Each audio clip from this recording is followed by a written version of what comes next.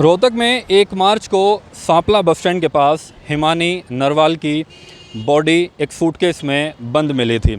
इस मामले में पुलिस ने आज बड़ा खुलासा कर दिया और खुलासा करते हुए बताया कि जो मुख्य आरोपी है सचिन, उसको गिरफ़्तार कर लिया गया है।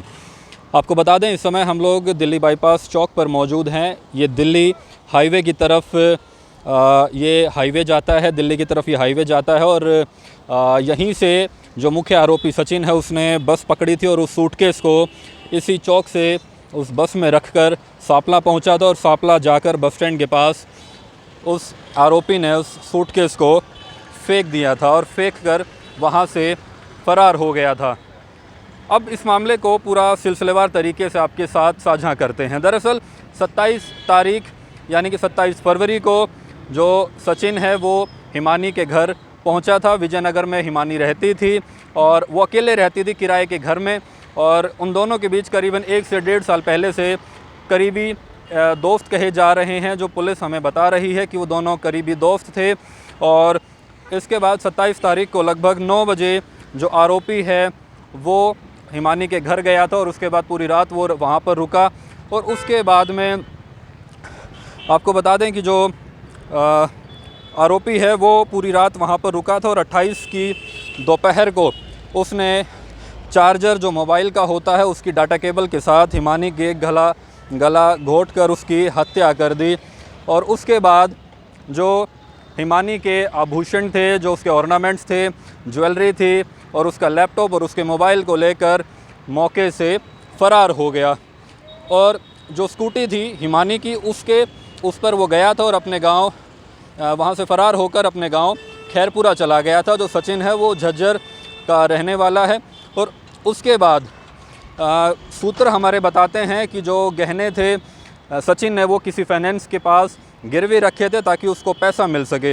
अब उसके बाद 28 तारीख को ही सचिन वापस रोहतक आता है, विजयनगर में हिमानी के घर पर पहुंचता है और उसके बाद में उस बॉडी को उठाता है और बॉडी को उठाकर किराए के ऑटो में दिल्ली बाईपास चौक पर लेके आता है। उसके बाद वहाँ से बस पकड़ता है और बस पकड़ के इसी चौक से सचिन बस में बैठता है और उस सूटकेस को रखकर वहाँ से सांपला पहुँचता है। सांपला बस स्टैंड के पास बिल्कुल हाईवे पर जो दीवार लगती है वहाँ पर झाड़ियों में उस सूटकेस को फेंककर फ़रार हो जाता है।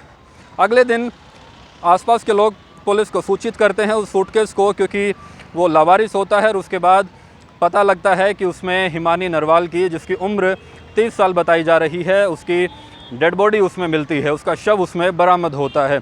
पुलिस को शिनाख्त करने में पहले तो बड़ी समस्या हुई, लेकिन पुलिस ने आसपास के जो लोग हैं उनसे पूछताछ करके उसकी फ़ोटो को दिखाकर बॉडी की शिनाख्त की और पता लगा कि वो हिमानी नरवाल है, जो कांग्रेस की एक्टिव मेंबर रही है, एक्टिव वर्कर रही है। और उसके बाद से ये मामला काफ़ी हाई प्रोफाइल हो गया, क्योंकि इस मामले में जो हिमानी नरवाल है, मृतका है, वो राहुल गांधी के साथ भी जो उनकी यात्रा थी, भारत जोड़ो यात्रा, उसमें भी वो शामिल हुई थी।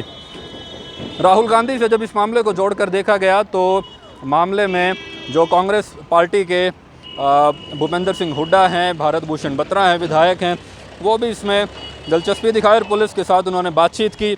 बातचीत करने के बाद पुलिस ने गहनता से इस मामले की जांच की और उसके बाद लगभग 36 घंटे के बाद पुलिस ने आरोपी सचिन को गिरफ़्तार कर लिया और आज पुलिस ने उसको कोर्ट में पेश किया है। फ़िलहाल देखना होगा कि पुलिस इस मामले में कितने दिन का रिमांड लेती है और क्या निकलकर सामने आता है, क्योंकि अभी भी कई सवाल जो पुलिस के पास हैं उनका जवाब वो तलाशने की कोशिश करेगी पूछताछ में।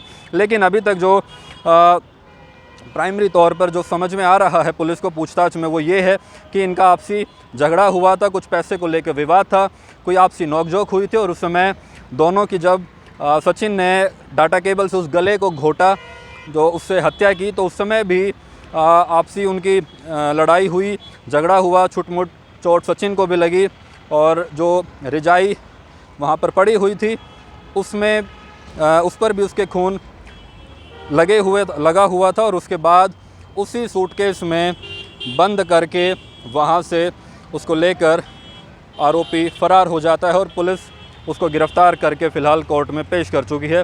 फ़िलहाल देखते हैं पुलिस इस मामले में और क्या खुलासा करती है और क्या जवाब बाद में निकल कर सामने आता है। अंकुर चौधरी, रोहतक मिरर, रोहतक।